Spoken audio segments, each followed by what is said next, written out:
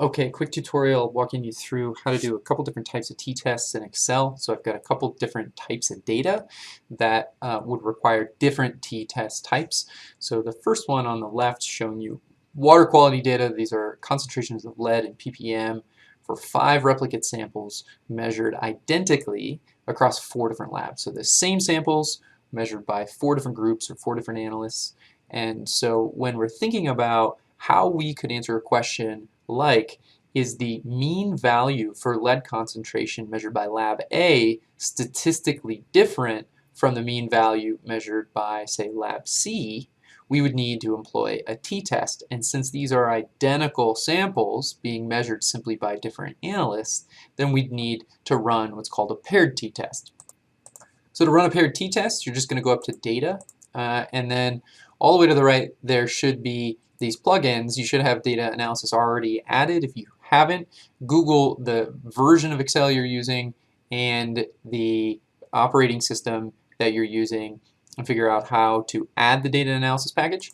So you open this, you'll have a variety of statistical tools at your disposal. Scroll down, you'll see 3 different t-tests. You'll have the paired, you'll have the 2 sample with equal variance, and 2 sample with unequal variance. We want this first paired version.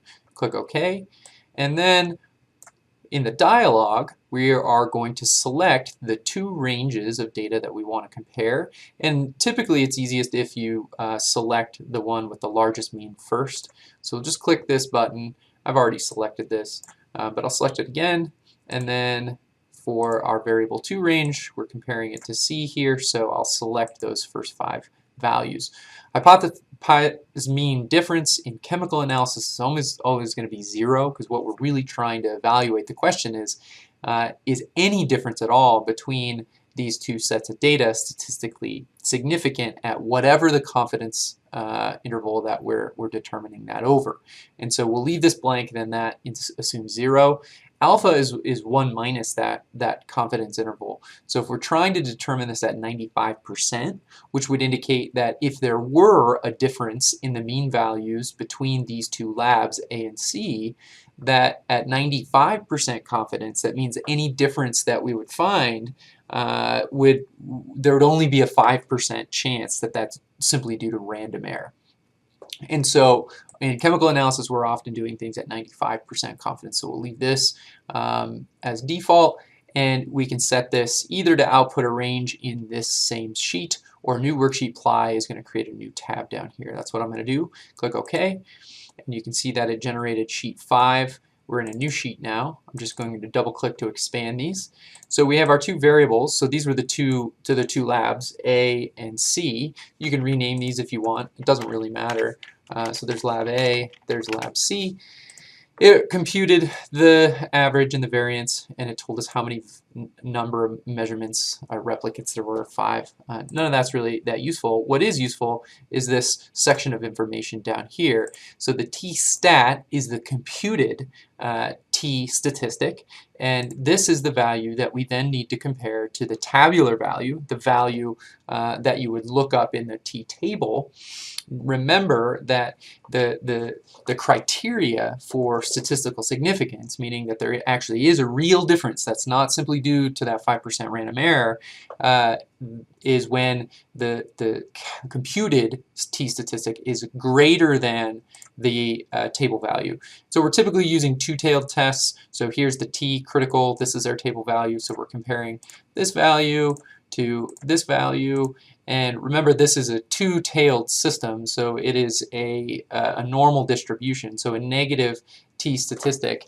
So we're really looking at the absolute value of that and comparing it to this. This is much smaller than this value, and so these 2 means of lab A and lab C are not statistically significant in their difference at 95% confidence. Okay, so that was a paired t-test. Let's look at a different set of data here. So these data come from a textbook that shows Ray Lee's original data in trying to compute the atomic weight of nitrogen. So he had done it 2 different ways. he'd filled up some glass vessels and actually weighed them. And so this is just from air. He'd weighed those aliquots of air and gotten these masses. And then another one was he took a sample that contained nitrogen and he decomposed it, and he measured the mass of that decomposition and did some stoichiometry to work that out. And so what we're trying to figure out are the differences, or the mean values of these two sets of data, which I can just compute very simply. Are they statistically significant in their difference, in the same way that we were asking that question for the previous set of data? So let's make sure this is capturing all of that. Pull that down. Okay, so are these two means statistically significant in their difference? Remember, the criteria for the pair t-test was that the exact samples are being measured by different analysts or different groups, but the important aspect of that is the sample is common to the analysts.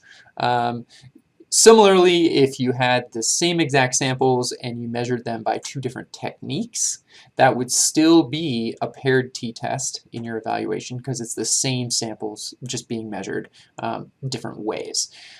In this case, it's slightly different because we have air samples and we have solids that were heated and decomposed. So these are fundamentally two different samples, so the means are not generated for the same samples. They're generated for very different things.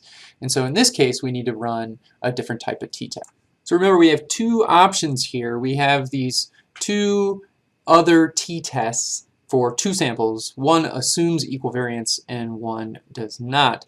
So before we can choose the correct t-test, two-sample t-test, we first need to determine, are the standard deviations or the precisions of these two measurements, are they coming from the same population or not? If they are, then we can assume they're pooled standard deviations. If they're not, then we can't pool them. And so to determine if the precisions are the same or not, we do an f-test. So f-tests we can retrieve again from the data analysis package. We just select f-test to sample for variances. Click OK. Select one of the ranges as your variable 1, the other range as your variable 2. Select 0.05, that's the default, and then generate a new worksheet ply. And so that's going to open up this new table, and you can see that it computed actually the two values here, it labeled them, and then it computed our F statistic and the table value in the same way that it did for the t-test. And so our F statistic is smaller than our tabular value, the F critical. And so by the same criteria as we used for the t-test, this is not statistically significant or different, which means the standard deviations for those two sets of data can be pooled. So that means we can use, if we now go to evaluate our t-test, we can go down to two sample assuming equal variances, because the f-test told us that the variances were not statistically different, at least at 95% confidence. So we'll select OK here, do the same thing again. We'll grab these data one at a time for each of those variables, allow everything else to be default, and we'll generate a new worksheet plot. Okay, that gives us an output that looks like this, very similar, except this was the result of a t-test two sample assuming equal variances. Again, the output of the data looks almost identical with different values. So here's our computed t statistic. It's quite large, which means that the means of these two values, the differences there, are pushed out at roughly 20 standard deviations from the population mean, whereas the t-critical, the tabular value for the two-tailed test at 95% confidence, says it should only be out at about 2. So in this case, we would conclude that the mean value from the error analysis is statistically different with significance at 95% confidence from the mean value determined by